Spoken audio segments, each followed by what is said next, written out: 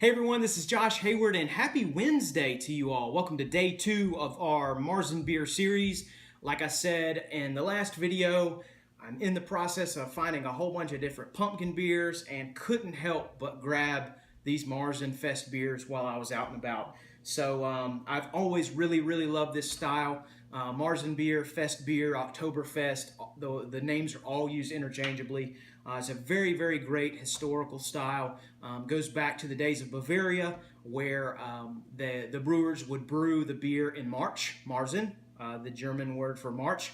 Let the brews cold ferment, slow ferment throughout the summer months, and then be ready for the festivals in October. So I've always really loved this style. It was one of my favorite styles when I first became exposed to craft beer.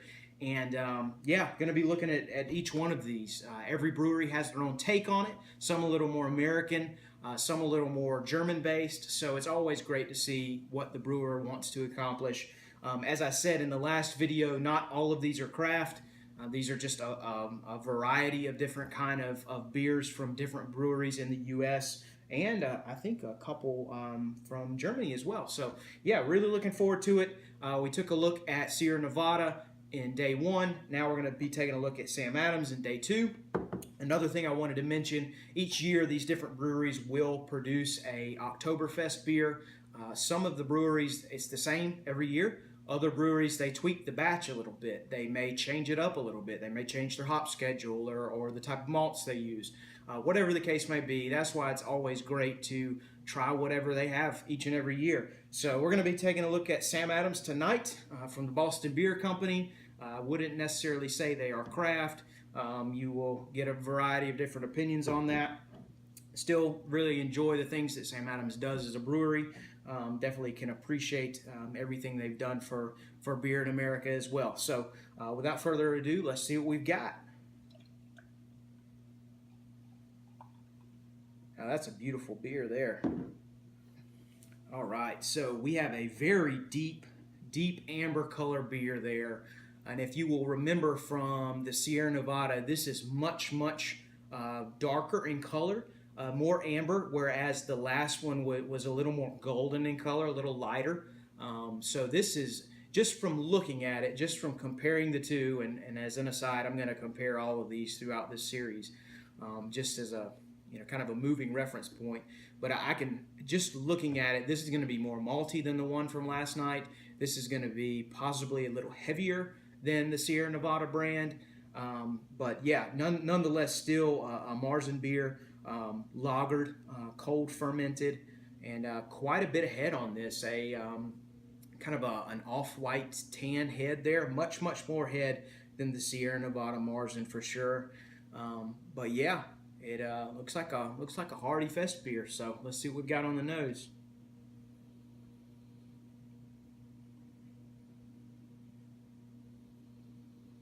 All right, I'm getting loads and loads of sweetness in this. I would say sweetness, caramel type sweetness. I would even say almost some dark fruity type sweetness in there as well. There's no fruit used in this beer, but it is some of the aromas, the sweet type aromas that you get. When I say dark fruit, I mean like raisin, fig, those types of things. Not much hoppiness, I would say. Kind of more malt heavy for sure. And that kind of lines right up with the color that we're seeing. Darker color, darker malts used in this particular brew. It's going to give you more sweetness in the brew, make it a little more heavier as well. So, yeah, let's see what we've got. Cheers.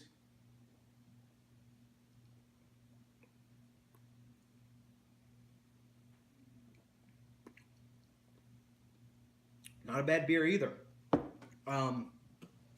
Just comparing the one to Sierra Nevada, and again, I'm going to compare apples to apples and apples to oranges throughout this mini-series. Much heavier of a beer, as the color and as the nose and all those other things kind of keyed us in on. Heavier beer, sweeter beer.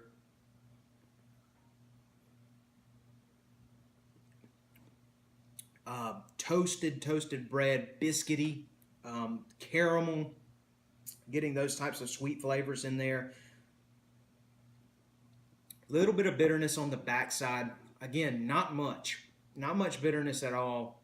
And whereas that Sierra Nevada, I was getting notes, aromas of those noble hops and some of that floral and spicy type variety. Not getting much in here at all. The hops attribute to the bitterness at the end of the taste.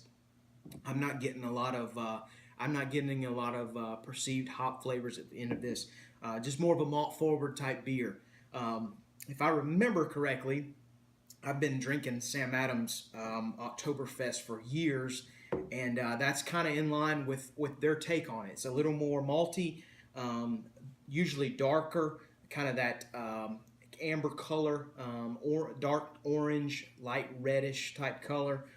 Definitely more malt flavored, kind of in line with what you would expect the fall brews to be like as the weather starts to get colder. Weather gets colder, the beers get a little heavier and darker. So still a very pleasant beer. Much heavier than the one from last night for sure. Medium to full bodied.